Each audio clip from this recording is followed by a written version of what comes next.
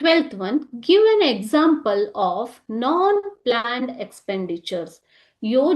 ಯೋಜನೇತರ ವೆಚ್ಚಗಳಿಗೆ ಉದಾಹರಣೆಗಳನ್ನ ಕೊಡಿ ಅಂತ ಕೇಳಿದ್ದಾರೆ.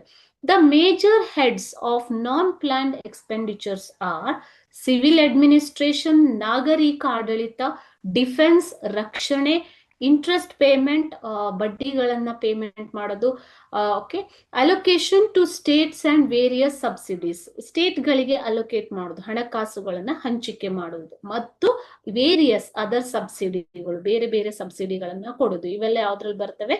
ನಾನ್ ಪ್ಲಾನ್ಡ್ ಯೋಜನೇತರ ವೆಚ್ಚಗಳಲ್ಲಿ ಬರ್ತವೆ. Okay, because planned expenditures are always pre-planned for the developmental activities of the country.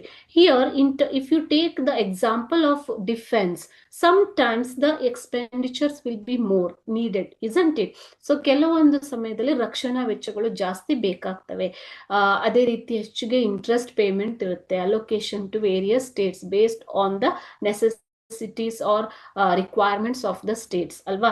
So ಬೇರೆ ಬೇರೆ ರಾಜ್ಯಗಳಿಗೆ ಅವರ ಅಗತ್ಯತೆಗೆ ಅನುಗುಣವಾಗಿ ಪೇಮೆಂಟ್ ಮಾಡುವಂಥದ್ದು ಇರುತ್ತೆ. ಇವುಗಳನ್ನ ಪ್ರೀ ಪ್ಲಾನ್ ಯೋಜನೆ ಮಾಡ್ಕೊಳ್ಳೋದಿಕ್ಕೆ ಆಗೋದಿಲ್ಲ. ಸೊ ಇಂತಹ ಖರ್ಚುಗಳನ್ನ ನಾನ್ ಪ್ಲಾನ್ಡ್ ಎಕ್ಸ್ಪೆಂಡಿಚರ್ ಅಂತ ಕರೀತಾರೆ. ಓಕೆ.